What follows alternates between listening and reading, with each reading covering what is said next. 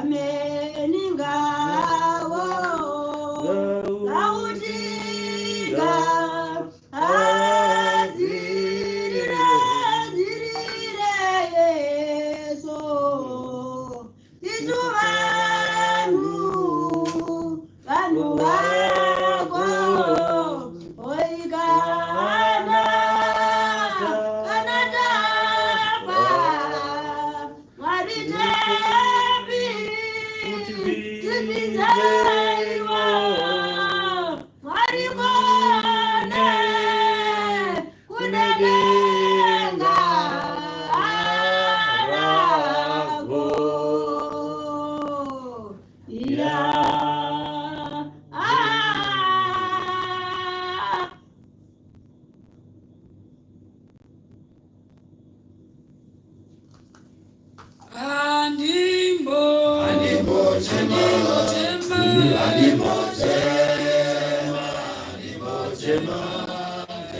Varibo Animochema Animochema Animochema Yeso Varibo Animochema Animochema Animochema Yeso Varibo Animochema Animochema Animochema Yeso Varibo Animochema, Animochema, Animochema, Yesu ariko.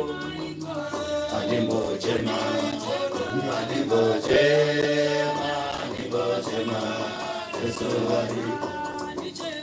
Animochema, Animochema. Haleluya, haleluya hama dzangu. Ndokwazai mose nemufaro uri muna Ishe wedu Kristu Jesu, kuti tinowanikwa muzuva ranhasi tichisangana zvakare.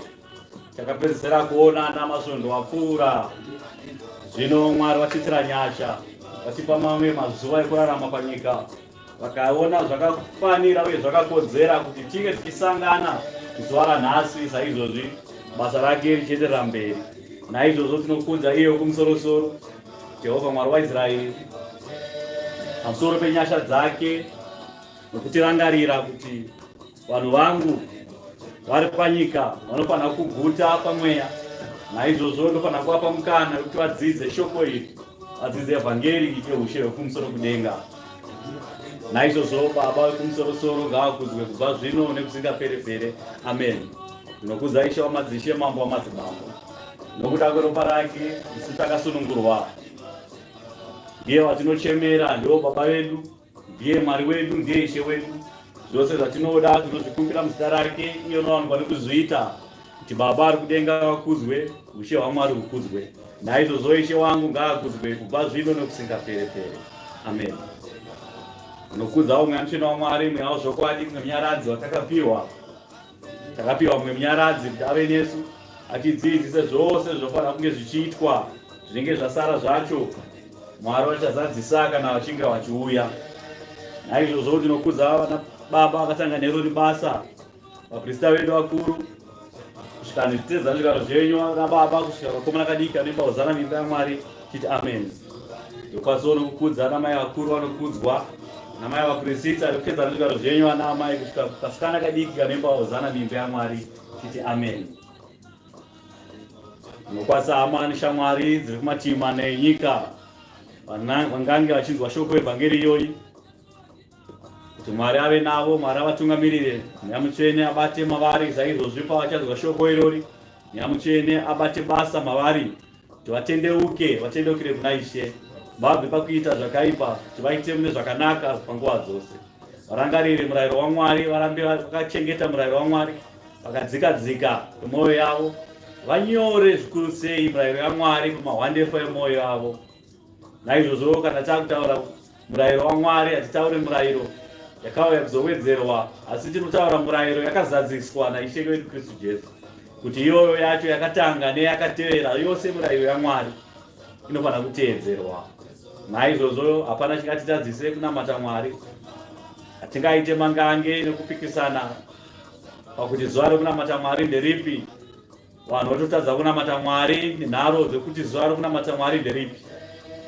Naizvozvo hasati zvine uKristu mazviri, dzinongova nharo bedzi. Ngatibvei pakakavara nenharo, asi tiite zvinhu zvedu tisina nharo. Shoko evhangeri ngaiparidzwe mazuva ose. Kana tatadza kuwirirana zuva rokunamata Mwari wakati inondonamatwa mazuva ose, hapana zuva Mwari anoregedza kunamatwa.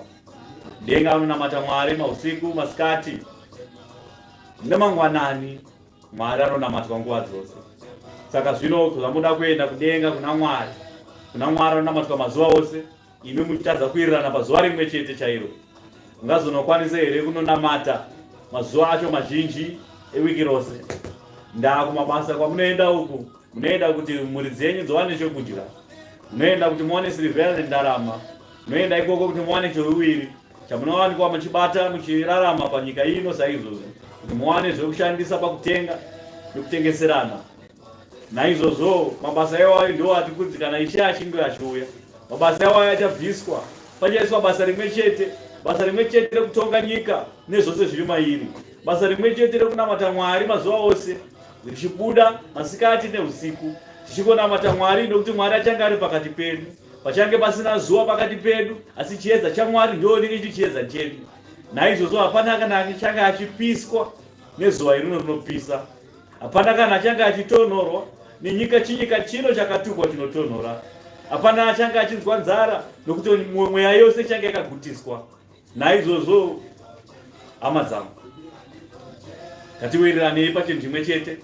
Kana tati tiri vaKristu, ngativatei uKristu huratidzikire matiri. uKristu haisi temberi yandinoenda nokuti uyoko uri mudhuri une zita raMwari. uKristu huri matiri isusu. Temberi yaMwari ndiyo iyi yamunoona pano.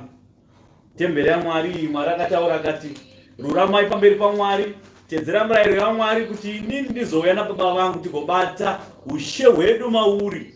Naizvozvo muviri wedu uyu itemberi yaMwari, mweya yedu iyi mweya yaMwari. Saka hapana confusion inova mutemberi yaMwari, hapana confusion inobva kuneyo kudenga, confusion izere pano pasi. Mashoko mazhinji ngaabve kudenga kuna Mwari, mashoko mashomanana ngaabve pano panyika. Pano panyika ngapabve munyengetero yekukudza Mwari. Mwari akuzwe mazuva ose, Mwari akuzwe chete. Kungange kuchipisa, kungange kuchitonhora, kungange tichifara tiri pamuchato, tingange tiri panhamo parufu, Mwari ngaakuzwe nokusingapere-pere. Amen. Zvakanaka kuva pano. It's nice to be here. Zvakanaka kuva pano here, nhai chicheche changu icho chiri kunzwa shoko evhangeri yaMwari. Ndo zvakanaka, ndo zvakafanira Mwari kuti munhu wese anzwe shoko, pasawanikwe nemumwe angajambwe neshoko, nekuti shoko irori rakafirwa kuti munhu wese anzwe shoko, munhu wese aponeswe. Asi zvikuru sei ava vachanyorwa mazita avo mubhuku dzeupenyu ndo vachaponeswa, havazati vari vose vachaponeswa. Ndaa iye wakaipa ane vake pakati pevanhu vaMwari, wakaipa anotsausa vanhu vose achivatsausira kwaari, achisve kuti avatsausire kuna Mwari. Mwari abva aisa vaprofiti, abva aisa pano vaparidzi nevaevhangeri kuti tikupei shoko, tikuparidzirei shoko irori, kuti mubve kune zvakaipa muuye kune zvakanaka, kuti mutsaukire muchibva kune zvakaipa muchienda kune zvakanaka kuna Mwari. Asi musoro yenyu yakaomarara, musoro yenyu yakakura, midzipa yenyu yakaomarara, hamudi kunzwa nezvazvo, hamudi kunzwa nezvekuponeswa, munoda kunzwa zveminana, zvekuti Jesu waita chingwa here, tidye chingwa nehove.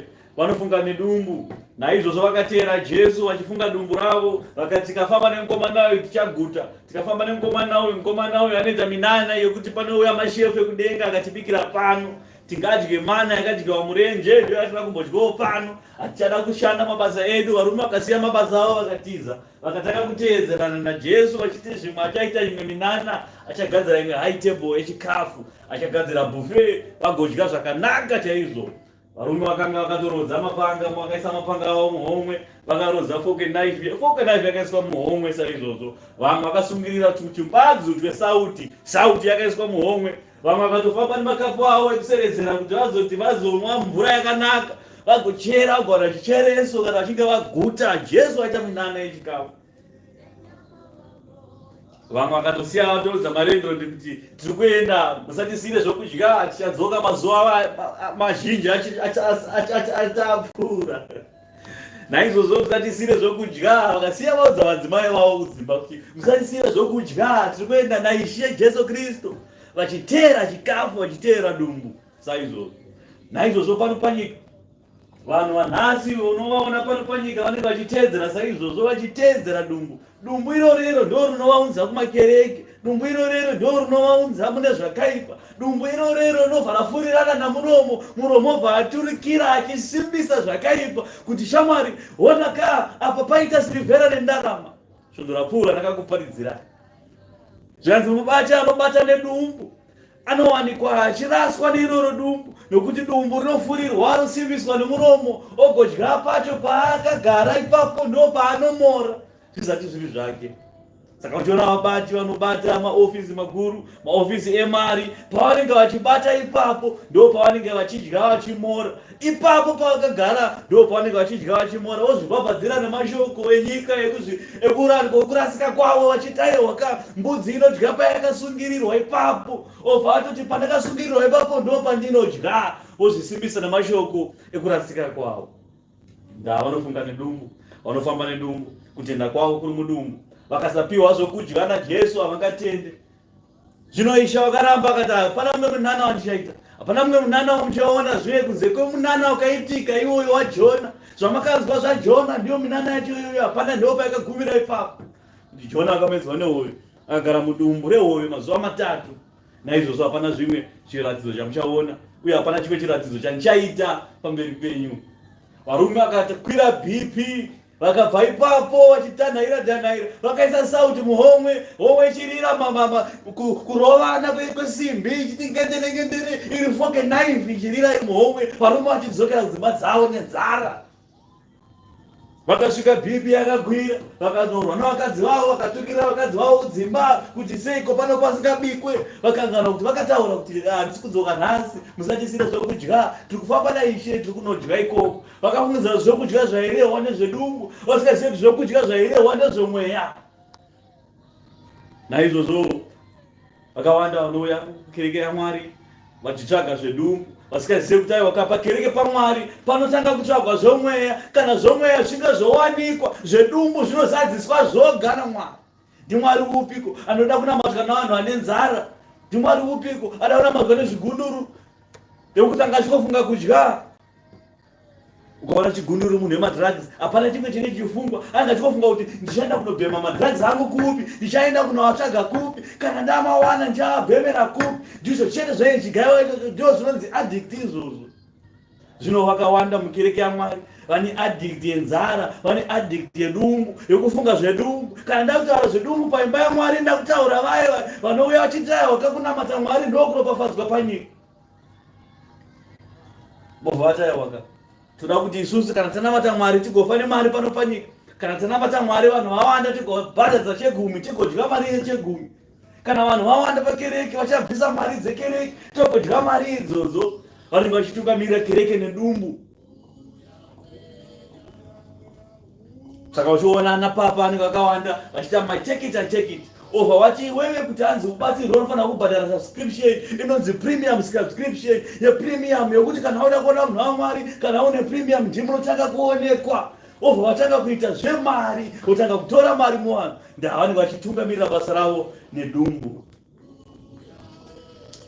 Zvino vaKristu havatungamirirwe nedumbu, vanotungamirirwa nemweya mutsvene waMwari.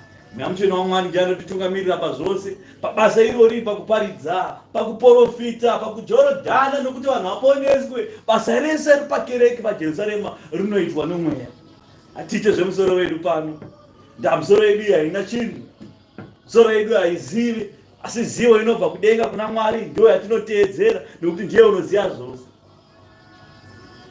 Hatizvikudze pano, tinozvidukupisa. Isu hatisi chinhu pano panyika, asi iye wakatisika ndiye chinhu chose. Naizvozvo zvaanotaura ndo zvatinoita pano, zvatoteedzera.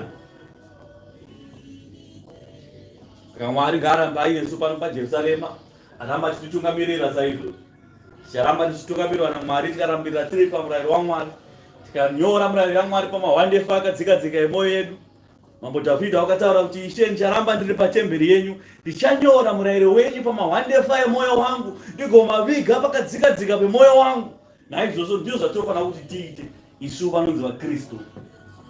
Ukaona kuti nini handizi muKristu, mobva mapfurirana nanachiwenga kuti aisu hatizi maKristu, movhurana magwaro ekupapadzirana kunyepa kwenyu nokurasika kwenyu. Mobva mavhura magwaro anosimbisa kutaura kwenyu kuti aiwa isu hatizi maKristu, tiri vana vaMwari, asi hatizi vaKristu. Ikokoko ndo kunonzi kuramba Kristu. Unobvuma kuti uri mwana waMwari asi uchiramba iye Kristu. Iye Kristu hapana rimwe zita rinodarika zita rakapiwa Ishe wedu. Hapana munhu aizoponeswa kana Jesu dai aisazofa. Ende dai aisazofa aisazopiwa zita rekuti Kristu, nokuti zita rekuti Kristu ndo zita rekuti Mwari, ndo zita rine simba, ndo zita rechipikirwa, ndo zita raakapiwa naMwari kuti hapana mumwe akapiwa rimwe zita rine simba. Naizvozvo akakudzwa, kukudzwa kwaaiva nako nyika isati yabarwa. Zita iroro rikanzi iroro ndo zita rine simba rose. Naizvozvo pakapaka akanzi hero zita iro rine simba, ndakupa zita rangu nhasi, ndakubara nhasi mwanakomana wangu. Mwari akabata, Mwari Kristu Jesu. Saka tichidana kuna Kristu, saka tichizviti vaKristu, tiri vaKristu. Hatizati tiri venyika kana kuti magaya kana kuti makandiwa, asi tiri vaKristu. Hatizi vaBhari kana kuti vaPiyo naTamureta, kwete, tiri vaKristu.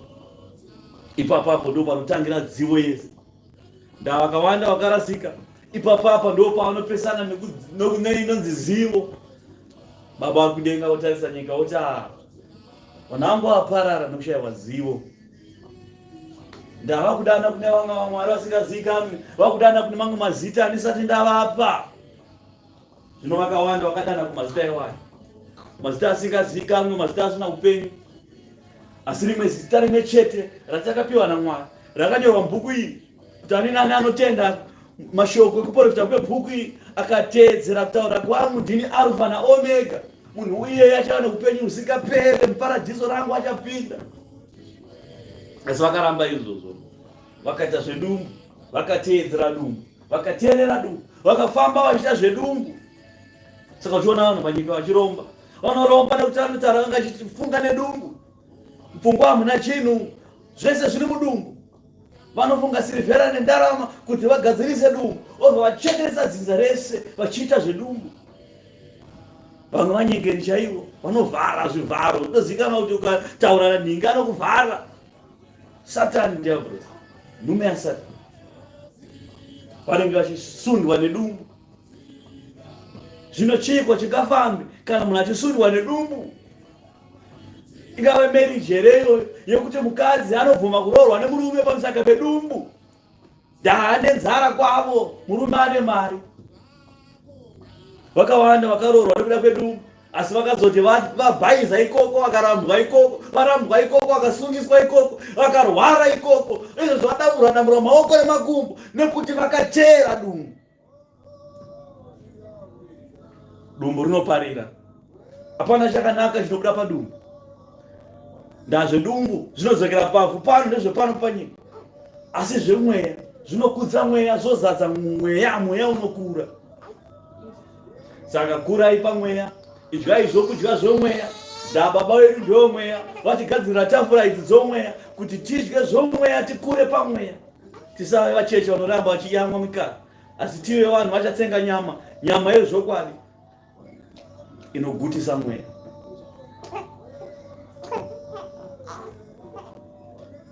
Kumabasa endai kumabasa, hapana kurambidzai kuenda kumabasa, asi musasundwe nedumbu. Mofungidza kuti mabasa akakosha kudarika zvomweya. Ndauchafa uri kufa, zuva rako rekufa riri kusvika, rakanyorwa, rakatarwa, rakatemwa uye rikatendwa kudenga kuti iwe uchafa zuva rakati. Zuva iroro riri kusvika richiswedera shoma nezvishoma, iwe uchimhanyisana nedumbu. Mambo wako Solomoni wakataura kuti ngori kudzingidzana nemhepo bedzi, hapana kwatiri kwenda, tiri kudzingidzana nemhepo bedzi. Ndakaedza kuti ndibate, ndikatadza kuchibata, ndikaedza kuti ndione kuti mufumi zvaakafuma, pfuma yake ichamusvitsa papi, hanzi ndakaona kuti hapana kwainondisvitsa. murume akanga ine mari kudarika vose akataura mashoko evanhu. Iwe hauna silivheri, hauna kana chauinacho ipapo. Kapijana kaunako ikako ndokaukura musoro, handina mate Mwari nini because I don't believe, I don't believe. Satani akakubata nechisungo chake kuti wakasungwa kuti nechisungo chaSatani. Obva wataura kachirungu kekuzvipapadzira, I don't believe in Jesus. Iwe wakatobopwa nemweya yetsvina iwewe. Zuva rauchabvuma kuti wakabatwa iwewe, zuva rauchafa. Zvino kana wafa waenda kuHadhesi ndopotaona kuti seri kweguwa kuna kana munyengetero hama yangu. Hakunyengeterwe kuseri kweguwa. Evhangeri ndinoparidza pano ukasatoitenda ukaigamuchira uchaenda kutononzwa ikokoko nekutsvaka. Asi zvekushaira izvi. Asi zvedumbu izvi. Shandirai mhuri dzenyu. Mwari haana kuramba kuti mushandirai mhuri dzenyu. Ana baba makatodzi muchashanda cheziya ndo chamuchadya cheziya. Shandirai cheziya. Asi Mwari haana kuti muchatungamirwa nedumbu. Haana kuti muchapinda gushe kwangu nedumbu, kwete. Makapiwa nguva yekushanda. Mwari akakupai 6 days dzekushanda. Akatora 8 kana musingakwanisa kunamata mazuva ese, chinamatai zuva rimwe chete kana muchaungana. Zuva racho rekuungana havadi kunamata kwacho. Vamwe vakati vaungana zuva rekunamata vakataka kupikisana pamusoro pezuva rekunamata. Vamwe vakati Saturday, vamwe vakati Sunday. Vakati taklash ipapapa kereke ikapatsanurwa nepakati. Vamwe vakati aiwa isusu tiri Saturday, vamwe vakati tiri Sunday. Vakatadza kuwirirana pazuva rekunamata chairo. Inhau dzedumbu. Tikaisa chinhu pamweya apambobva pakaitika confusion. Tikabvunza mweya hapana paconfusion painobva, nokuti kana tichitenda mumweya tinotenda kuna Mwari kuti Mwari wataura. Naizvozvo hapana confusion kwaingabve. Asi confusion inouya pakati pavanhu. Vanhu vachiti aiwa tonamata Saturday vamwe voti Sunday. Obva vati veSaturday vakarasika, veSunday voti Sunday vakarasika. Izvozvo hauzati uri muKristu. Ukristu kunowanikwa mamuri kuti Mwari anonamatwa mazuva ose. Mwoyo yenyu ngaireve mahozana, mahozana mazuva ose, mahozana kumusoro kudenga kuna Mwari mazuva ose. Mwari anonamatwa mazuva ose. Ndaa kwamuri kuenda, kwamuri kunyengetera muchinamatira iko kuti muende kunonamatwa Mwari mazuva ose. Kana usingatoona Mwari pano panyika, gara watauregedzako kunamata nokuti kutambisa nguva hama yangu. Utotambisa nguva endako kana kubhawa unofira ikoko. Ndaa kudenga kuti kwazvokunamata Mwari. One day chairo kunamata Mwari haudi. Unosarudza kutora overtime iwewe inokupa chinhu chisika, inokupa kamari kasingatenge kana chinhu. Kanoperera mukombi. Kamari kawashandira nhasi overtime kaperera mukombi izvezvi. Kana kuti uchitomurika kombi obva wanzi nesikoro obva watorerwa foni inodhura, foni iyoyo inobhadhara kana kuti maovertime ekana kuti 2 months. Iwayo 2 months idzodzo dzaenda nesikori 1. Saka overtime taitire. Obva watanga kurangarira. Saka ndakatambisa nguva kana ndichienda kuovertime. Kana mari yacho ndizongopa sikori. Ndopfurwa 6 weeks dzakakwana dzakatedzana ndichitadza kubatika paimba Mwari. Ndichitadza kunamata Mwari. Mwedzi wese nehalf ndichitadza kubatika kunamata Mwari. Ndichishandira overtime. Overtime iyo yobva yatorwa nesikori ne1 day. Mapanga obuda wanzi tipe foni. Foni yobva yaenda. Ka overtime kaikabva kaenda. Saka tagone iko. Hapana chatagona. Ndopaona kuti hapana chatagona. Hatigone. Asi tikaisa isusu Mwari pamberi, tobva tati aiwa isusu zvinhu zvinotangira pana Mwari zvimwe sezvozotera. Mwari anokupa overtime iwewe wakagara so.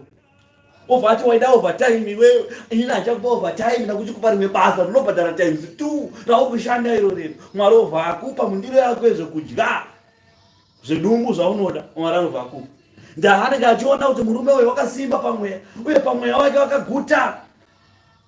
Kungofugama kuti Mwari nokumbira chakati. Mwari obva ati ndiri pano deko mwanangu. Ndibaba wapiko wakatadza kuziva kuti mwana wavo ane nzara. Ndibaba wapiko wakati kana mwana akumbira chingwa omupa dombo. Zvino kana baba wenyu wenyika vachiziva kukupai zvakanaka, ko baba wekudenga anokupai zvomweya vakaregedzere kukupai mweya mutsvene wake kana ukamukumbira. Ivai vaKristu. Fambai sevaKristu. Ukristu huri matiri. Rudo rwaMwari ndo kunzi uKristu. Rudo rwaMwari ndorupi kuti kana kutaura nezverudo rwaMwari. Rudo rwaMwari ndokuti Mwari anoda vakaipa nevakanaka vose. Anowanaisira mvura, anovabutsira zuva rake pano panyika. nyangwe vachina matabhari anovaburisira zuva, minda yavo anoinaisa nemvura, nyangwe vachina matabhari. Ndorunzi rudo rwaMwari, rudo rwaBaba.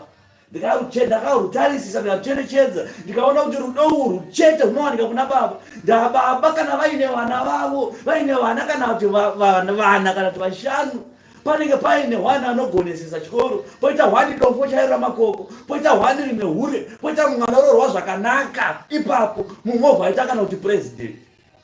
Imhuri imwe chete pamberi paBaba vana vakafanana. Zvokuti ndipresident ndezvimwe, zvokuti ihurezo ndezvimwe, zvokuti rimwe itsotsi ndezvimwe izvo. Pamberi paBaba Baba vakatazana vana vavo. Rudo rwavanopa president ndo rwavanopa mwana wavo, nyange hure, nyange tsotsi, nyange rombe. Rudo irworwo rwunenge rwakachinja. Ndo runonzi rudo rwaMwari pakati penyika, pakati pavanhu vose. Ngange uri muHedheni iwewe, Mwari anokuda. Ngange iwewe uchinamata Lucifer chaiye, Mwari anokuda. Ngange iwewe uchipikisa Kaini handidi zvaJesu, asi Mwari anokuda. Ngaome musoro iwe, ine handiende ikoko, zvazodini, ndonamata ndega baba mangu, Mwari anokuda iwewe. Ndo runonzi rudo rwaMwari pakati pavanhu. Asi rudo urwu kana razoiswa pakati pavanhu mwana, Mwari akuzotarisira kuti vana vake vanomuda ndevapi. Baba anoda vana vavo, asi vana vavo havadi Baba. Ndo problem yatinayo pano panyika, kuti Mwari anoda vana vake asi vana vake havamudi. Kuti Baba ari pano pamusha, Baba akabata musha wavo saizvozvi, asi mwana anoenda achinokombera maoko vamwe Baba panext door apo, achitowasira maoko kuti Baba maswera sei, kumabasa kwangu uri sei. Mumovha agomba Baba wake vanobika sadza panext door, unobikira Baba panext door, wapfugamira wapa mvura yekugeza kuti Baba iro sadza richabika idyai. Mumwe mwana obuda muimba yaBaba wake aenda kubasa, obva atambira ikoko kumaricho, odzoka nekamari nekambudzi nekahuku, obva asvika panext door achino offloada naBaba panext door. Baba ndanoenda kumaricho, batai nepapo. Obva adzoka ake kumba akaisa maoko muhomwe. Musikana odzoka akamondera kadhuku kake akaisa kuti maoko muhomwe. Oti akagara maswera sei, au bo bo. Asi kunext door kwaona akapfugama, mabvi ashange vachapinda musimenu, akapfugama achiombera Baba maswera sei sadza iro. Saka zvose nezvekunext door. Zvino kana uri iwewe Baba uchaita sei nezvinhu izvi? Ndo zvimwe chete naBaba wedu ari kudei. Baba wedu anopone kudai, saka vakuisai panyika ino. Vakuisai panyika ino, imi mukabva mavapandukira. Nokuti mwoyo yenyu yakasundumara. Makafungidza kuti Baba wepanext door vari nani darika Baba wenyu akakubarai. Ndo kunamata ana Mwari vaBhaari, ndo kunamata Lucifer ikoko, ndo kuramba kunamata zvachose ikoko. Upinda mumba kuti akika sadza iko, kika negumbo kuti handidye sadza pano. Mumba maBaba vako, Baba vakagara pacheya vakataridza kuti mwana wangu chii? Mwana wokika mandiro ese uko, osiyarwa amai nembama yekuseri kweruoko. Taya apa mai mimi. Bikira madakanya panapa ndonodya kunext door. Obva aenda kunext door ikoko. Obva aita hunhu chaivo, dzikama kuti munhu chaivo. Amai vakatarisa, Baba vakatarisa, chii naizvi? Takatadzira Mwari, chiiko Mwari tiregerere? Baba anoshungurudzira kuti vana vangu vandirasa. Ndo zviri kuitika pano panyika. Vanhu vari kushumira vamwe vaMwari. Zvino Mwari akabva ataura pachena akati ndini Mwari ane godo manje, handitwe izvozvo.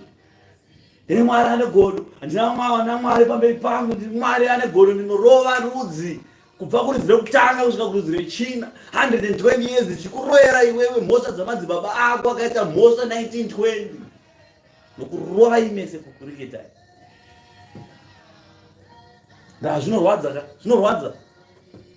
Obara vana pano, vana wokuita kutange iwewe street kid chekurodi uko. Asi Baba panext door wati wange ndo Baba akazvara ivavo, tange ndo vakaendesa kuchikoro ivavo, ndo akakuriritira ivavo. Baba vekunext door zvose kuti Baba vekunext door. Kuchikoro kanzi wena vabereke tsamba inosvikira kunext door, wene kutaura naBaba vekunext door. Ndo zvamuri kuita izvi. Aiwa nenzero dzokunzwa ngadzo. Apo tapfuura nepo. Ngatipinde mubhuku novhura basa naJohani 12. Mavara makuru aripo.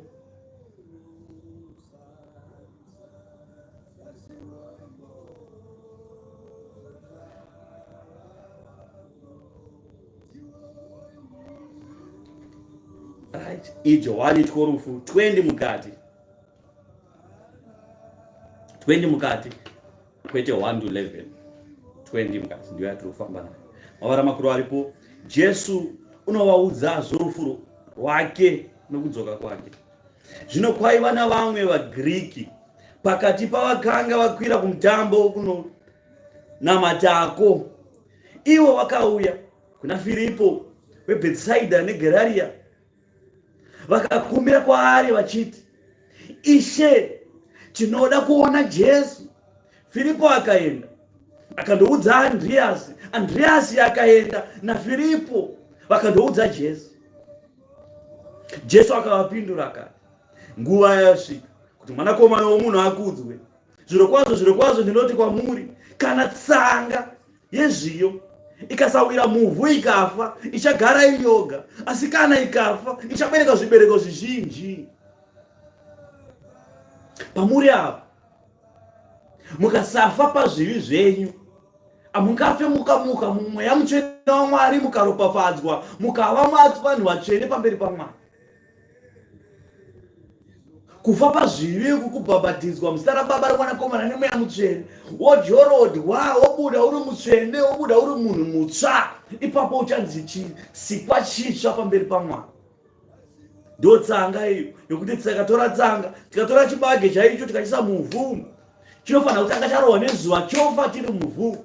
Mvura dzekutanga dziya padzinonaya, Mwari obva aisa shoko rake pambeu iyo kuti chimuka.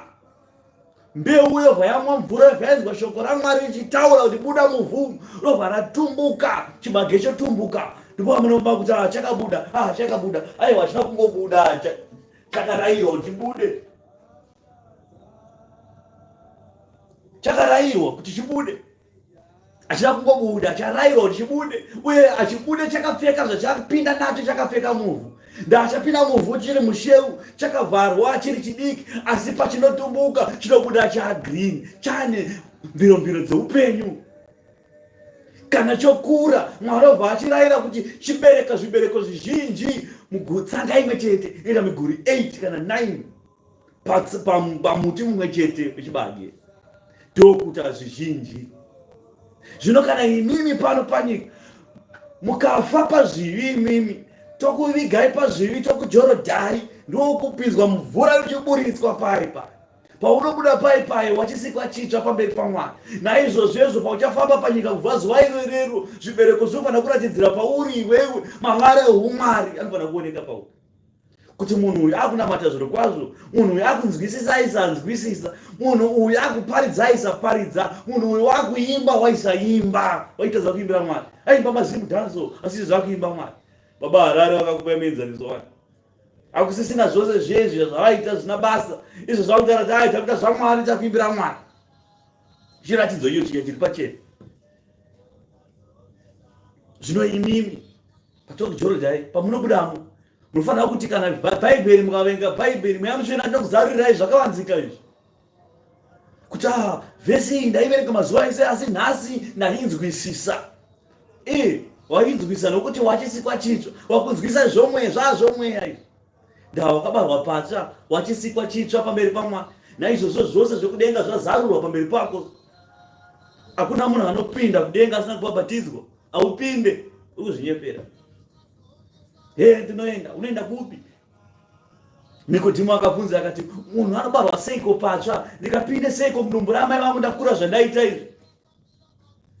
Zvikanzi Nikodhimo, nokukura kwese kwawaita, apo uri mukuru wekereke, auziye seiko zvinhu izvi, aunzwisise seiko zvinhu izvi. Munhu anofanira kuti afe obarwa patsva, ndokubhabhatidzwa muzita raBaba neMwanakomana neMweya Mutsvene. Zvino Ishe apa akataura zvokufa kwake nomuka kwake. Unoda upenyu hwake, ucharashikirwa nawo. Nounohuvenga upenyu hwake panyika ino, uchahuchengeta kuupenyu husingaperi. Kana munhu achindishumira, ngaanditevere, napandinenge ndiri nomuranda wangu uchavapo. Kana munhu achindishumira, Baba vachamukudza. Kushumira Kristu, kutaura zvaKristu, uchiudza hama dzako, uchiudza shamwari dzako pamusaka paKristu, kuti hama, tarira hama, nyika yakunoguma. Watoparidza shoko evhangeri, watoshumira, kuratidza rudo chaiko, usina kahidden agenda, usina malikes, zvisikaite zvemalikes, obatsira munhu pachena nemwoyo muchena. Izvozvo Mwari achataura kuti wandishumira uchakudzwa naMwari. Zvino mweya wangu unomanikidzwa. Ndichatiiko, Baba ndiponesei panguva ino. Asi ndizvo zvandawira panguva ino. Baba, kudzai zita renyu. Ipapo inzwi rakauya richibva kudenga richiti, ndatorikudza, ndicharikudzazve. Zvekudenga zvinonakidza. Ishe abva pakutaura navanhu ava. Vanhu vauya kuti chidaiyo, Ishe pane munhu akakona kugedhu. Ishe akataura kuti yakwana nguva iyi yokuti mwanakomana akudzwe, kuti auende kukudzwa kwaiva nako nyika isati yabarwa. Panguva iyoyo Mwari akabva apindura akati, ratokudzwa uye ndicharikudzazve. Zita irori ndo zita ratotaura kuti ndiro senemu yedu isusu vaKristu. Tinodangwa nesenemu yedu. Mfundisi Chamboko Mkristu, mai mfundisi Chamboko Mkristu, muprista Mashindi Mkristu, muprista Machingura Mkristu, Generali Chitiga Mkristu, mfundisi Mashindi Mkristu, Pisarema Ramwari Baba Masiri Mkristu, mfundisi Mtenda Mambo Mkristu. Tose nemuyano waMwari Mkristu. Ndai zita rakakudzwa uye Mwari acharikudza zvakare zita iroro. Zvino kana usina kutendeuka, senemu iyoyo hauna, hausatori mwana wemumusha uno. Kana usina senemu, senemu iyoyo inopiwa kuna vakatenda, vakatendeuka, vanofamba muzita raMwari vachishumira Mwari. Mwari wakupupura ega yamene nemuromo wake akati, aiwa zita iroro charikudza uye ndatorikudza uye charikudza zvakare. Zviri pachena. Zvino vanhu vazhinji vakanga vamirepo vachinzwa, vakati, kwatinhira. Vamwe vakati, mutumwa wataura naye. Jesu akapindura akati, inzwi iri harina kuuya nokuda kwangu, asi nokuda kwenyu musingatende. Zvino kutongwa kwenyika ino kwavapo. Zvino muchinda wenyika ino uchadzingwa. Neni kana ndasimudzwa panyika, ndichakorera wose kwandiri. Wakareva izvozvo achiratidza kufa kwaaizofa nako. Zvino vanhu vazhinji vakamupindura vakati, Ishe, takanzwa pamurayiro kuti Kristu uchagara nokusingapere. Zvino munoreva seiko imi kuti mwanakomana womunhu unofanirwa kusimudzwa? Uyu mwanakomana womunhu ndianiko? Ipapo Jesu akati kwavari, chiedza chichipo pakati penyu chinguva chiduku duku. Fambai muchine chiedza kuti murege kukundwa nerima. Unofamba murima hazivi kwanoenda. Muchine chiedza, tendai kuchiedza, mugoitwa vana vechiedza. Jesu akareva izvozvo, akabva akazvivanza kwavari. Zvino kunyange akanga aita zviratidzo zvizhinji zvakadaro pamberi pavo, havana kutenda kwaari kuti shoko rokuprofita ramuprofita Isaya riitike, rakareva richiti, Ishe, ndianiko wakatenda? Chakavanzwa kwatiri noruoko rwaShe rwakaratidzirwa kuna aniko? Saka vakanga vasingagoni kutenda, nokuti Isaya wakatizve, wakapofomadza meso avo, akaomesa mwoyo yavo, kuti varege kuona nameso avo nokunzwisisa nemwoyo yavo, vadzoke vandiporese, ndivaporese. Isaya akareva izvozvo nokuti wakaona kubwinya kwake, akamureva iye. Asi kunyange zvakadaro vazhinji vakabata vazhinji vavabati vakatenda kwaari, asi vakanga vasingamureveri uri, nokuti nokuda kwavaFarisi kuti varege kubudiswa mumasinagoge, nokuti kwakanga vachida kukudzwa navanhu kupfuura kukudzwa naMwari. Iri pachena, iri pachena.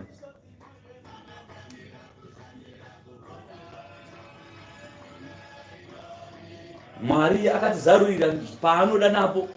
Saka kana iwewe uchiona kuti evhangeri yatiri kuparidza pano mwoyo wako uchiramba wakaomarara, aiwa ndiMwari akazviita izvozvo. Paya panze kuti tendeukai uchiti handitenda ngepositori nini, mazuva ako achitopfuura, hauziriwo uri kuramba, asi ndiMwari. Mazuva ako akatarwa, ukaonekwa usina kodzero yekupinda iwewe kuushe hwaMwari. Ndaa mwoyo wako akaomarara, mwoyo wako uzere neutsinye, hautende kuna Ishe, hautende pane zvawakanzi vanoda kuona. Azari kupi marodi mise yapo, unotenda kumudzimu yaunoona vanhu achipfekwa nemidzimu yakaipa kuti aya ndiyo chaizvo. Asi kana munhu apfekwa nemweya mutsvene obva ati aiwa izvi ndezvevarungu, kuzungaira ikoko ndokuchaita kuti iwewe uparadzwe. Ndaa vakazungaira chete ndo vachaparara. Ngandivhare ndichivhara naTito 2 mavara makuru aripo, mufambiro wavaKristu. Zvino iwe taura zvakafanira dzidziso yakarurama, varume vakuru ngavave vakasvinuka, vanokudzwa, vakangwara, vakarurama pakutenda kwavo naparudo napakutsungirira. Saizvozvo vakadzi vakuru ngavave vane mufambiro wakafanira vatsvene, vasingasheri kana kuda waini zhinji, asi vave vadzidziye zvakanaka, kuti vadzidzise vakadzi vaduku kuti vade varume vavo nokuda vana vavo, vave vakangwara, vakachena, vanochengeta dzimba dzavo, vanyoro, vanozvisa pasi pavarume vavo, kuti shoko raMwari rirege kumurwa. Saizvozvo varume vaduku uvarayire kuti vave vakangwara pazvinhu zvose. Iwe umene uvaratidze makwara, mabasa akanaka, uye nokusanganisira pakudzidzisa nomugariro unokudzwa, nokutaura kwakarurama kusingagoni kushorwa, kuti unopesana nesu anyadziswe, asi nechinhu chakaipa chaangareva pamusoro pedu.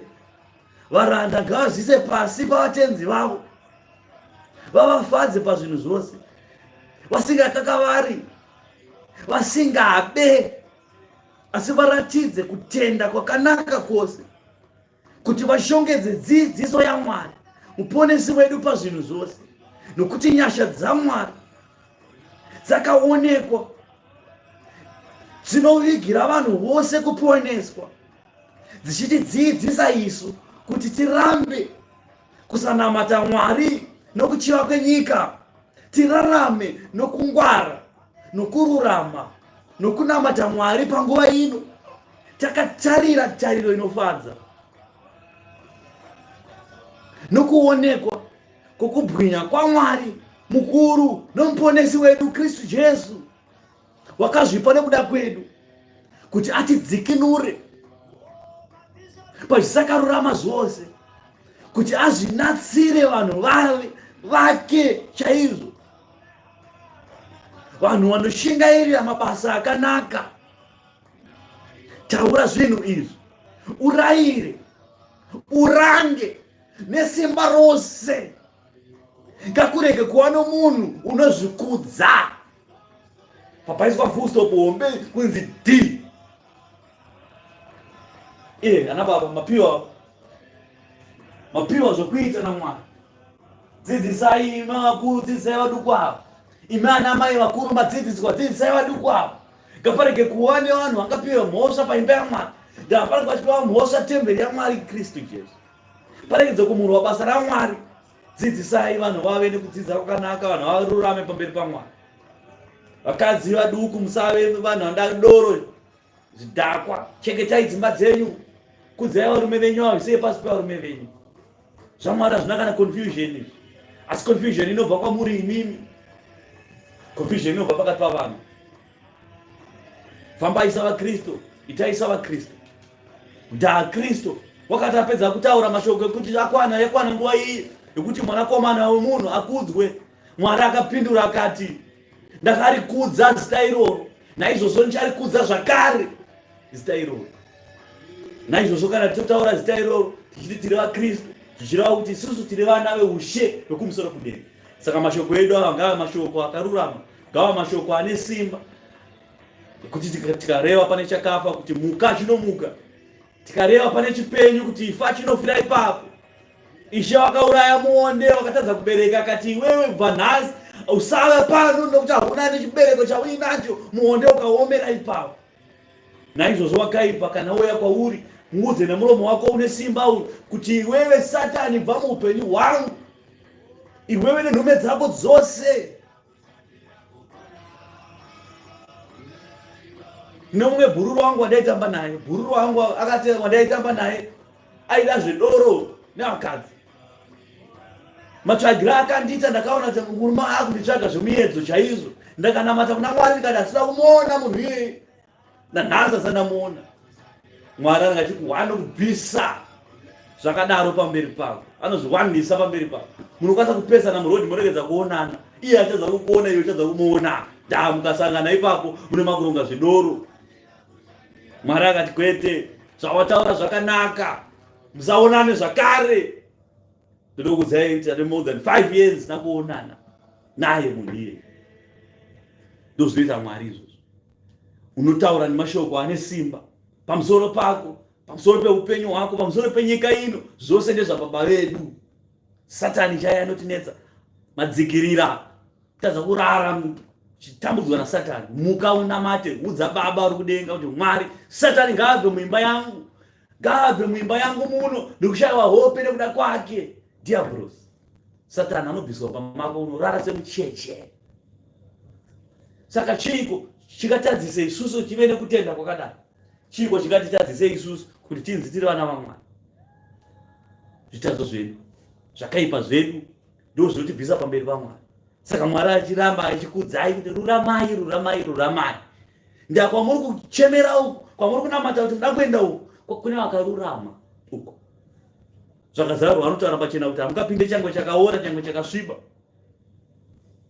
Hapana chikapinde nyangwe varoyi kana varevi venhema, nyangwe vanotya havangapinde. Vanotya kutaura kuti Jesu ndiye Kristu, vanotya kutaura kuti inini ndakunamata Mwari. Shamwari, buda muupenyu hwangu iwewe, ndakurivhiringa kunamata. Vanotya kuudza shamwari dzavo kuti shamwari ini handichaita zvedoro, ndakuita zvekunamata Mwari. Vanotya ivavo ndivo vachaparara, havafi vakapinda. Ane nzeve dzokunzwa ngaanzwe zveramweya pakereke. Kukudzwa nekubwinya namasimba ose ngazvive panzvimbo yenyu Jehovha kubva zvino nekusingaperi-peri. Amen.